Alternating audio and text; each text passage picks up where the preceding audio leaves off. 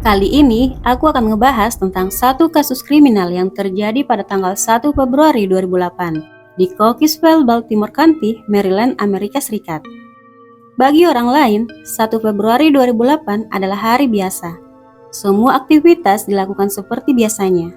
Tapi tidak dengan satu keluarga ini, karena pada 1 Februari 2008, mereka ditemukan tewas bersimbah darah di rumahnya oleh anak pertamanya. Ada 4 jasad yang ditemukan saat itu, dan menurut keterangan polisi, mereka dihabisi saat sedang tertidur. Siapakah satu keluarga ini, dan siapa yang tega menghabisi mereka? Serta apakah motif yang melatar belakangi peristiwa ini? Well, inilah kisah penghilangan nyawa Browning Family yang tragis, di mana sang pelaku sangat tak berperasaan kepada keempat korban. Ingin tahu kisah lengkapnya? Let's restart the case. Browning Family adalah satu keluarga yang tinggal di daerah Cockeysville, Baltimore.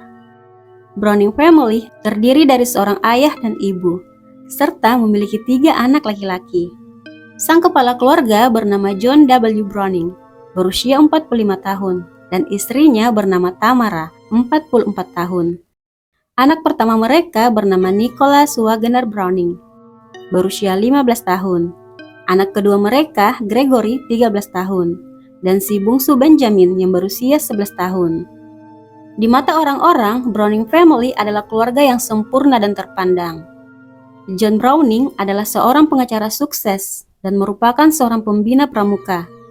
Dia merupakan pria yang sangat disayangi dan dihormati oleh orang-orang. Istrinya, Tamara, adalah seorang ibu rumah tangga yang baik dan penuh kasih. John dan Tamara adalah pasangan yang sangat saling mencintai. Mereka adalah perfect couple with perfect children.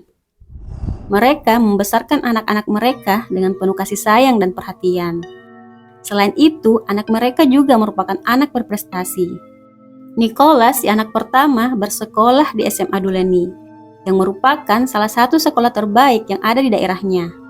Dia dikenal sebagai siswa teladan yang memiliki banyak teman. Dia tinggi dan tampan, dan dia merupakan atlet berprestasi, yang juga merupakan seorang anggota pramuka. Nah, keluarga Browning ini adalah cerminan keluarga harmonis. Namun, sayangnya, mereka harus kehilangan nyawanya secara tragis. Pada 2 Februari 2008, Nicholas yang sebelumnya menginap di rumah temannya pada Jumat malam, pulang ke rumahnya pada hari Sabtu sore sekitar pukul 5, diantar oleh teman-temannya setelah mereka ke mall untuk berbelanja. Saat itu, Nicholas masuk ke rumahnya lewat garasi. Namun, tidak lama kemudian, Nicholas langsung keluar dan terlihat sangat panik. Dia mengatakan kepada teman-temannya yang masih ada di luar rumahnya, bahwa ayahnya terbaring di sofa lantai dasar dengan darah di hidungnya. Nicholas segera menelpon 911 saat itu. Dan setelah polisi tiba, mereka langsung mengamankan lokasi. Polisi menemukan jasad ayah Nicholas, John Browning, di lantai dasar. Sementara jasad ibu dan kedua adiknya ada di kamar tidur lantai atas. Dan dari tubuh keempat korban terdapat luka tembak. Polisi mulai melakukan penyelidikan. Nicholas yang merupakan satu-satunya anggota keluarga yang tersisa ditanyai oleh polisi. Mereka mulai menanyai Nicholas tentang apa yang terjadi, karena dia adalah orang yang pertama menemukan korban.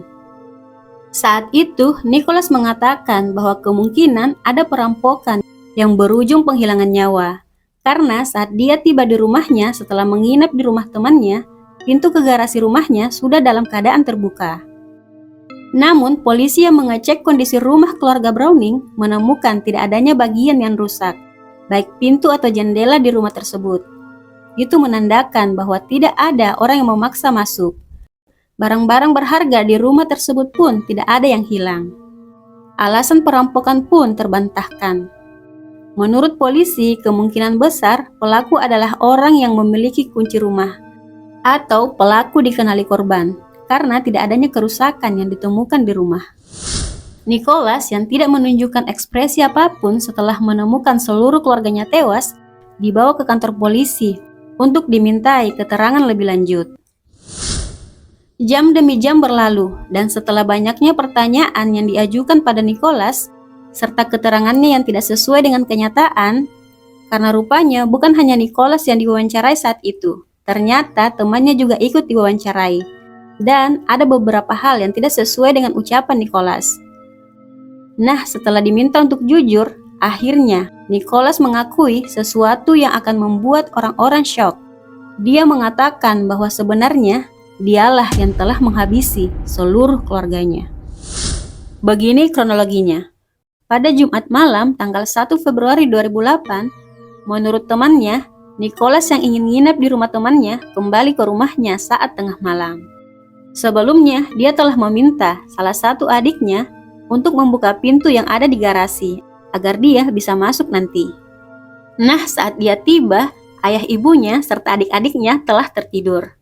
Nicholas lalu menuju tempat ayahnya menyimpan pistol, lalu mengambil pistol tersebut.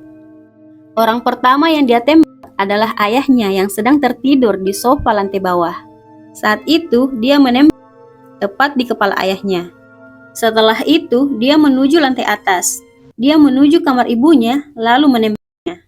Kemudian, dia ke kamar adik-adiknya, lalu menghabisi mereka juga. Setelah itu, dia berjalan keluar rumah, lalu membuang pistol tersebut di semak-semak, dan berjalan kembali ke rumah temannya untuk bermain game, nonton film, dan pura-pura menginap. Keesokan harinya, Nicholas diantar pulang oleh teman-temannya, dan berpura-pura syok setelah menemukan ayah dan keluarganya yang telah tewas. Peristiwa ini sangat mengejutkan publik.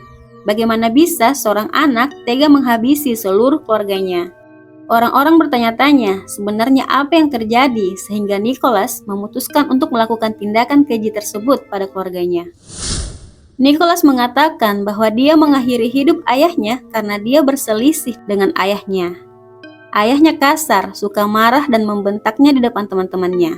Selain itu, dia mengatakan bahwa dia menghabisi adik-adiknya untuk menghilangkan saksi.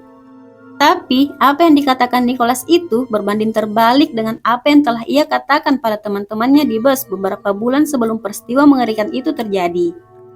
Saat itu, dia mengatakan pada teman-temannya bahwa dia merasa bosan pada ayahnya yang selalu mengaturnya, selalu memberitahunya apa yang harus dilakukan. Dia mengatakan akan menghilangkan nyawa ayahnya dan adik-adiknya karena tidak ingin berbagi warisan ayahnya yang banyak. Saat itu teman-temannya mengira dia hanya bercanda. Teman-temannya tidak pernah menyangka bahwa dia akan benar-benar melakukannya. Atas pengakuannya, Nicholas Wagener Browning ditahan secara resmi pada 3 Februari 2008 sekitar jam 1 pagi. Dia didakwa sebagai orang dewasa dengan 4 tuduhan penghilangan nyawa tingkat pertama. Dia mengaku bersalah atas semua tuduhan pada Januari 2009. Dan Nicholas Wagener Browning dijatuhi 4 hukuman penjara seumur hidup. Dia bisa mengajukan pembebasan bersyarat setelah menjalani 23 tahun hukumannya dengan perilaku yang baik. Well, bagaimana menurut kalian tentang kasus kali ini? Apakah 4 hukuman penjara seumur hidup terlalu berat untuk Nicholas? Atau sebaliknya dia justru pantas mendapatkannya? Silahkan beri komentar di bawah. Kalau kalian suka video ini, silahkan klik tombol like-nya dan subscribe-nya, agar kalian bisa tahu kalau aku update video terbaru. Well, thanks for watching and see you in my next video.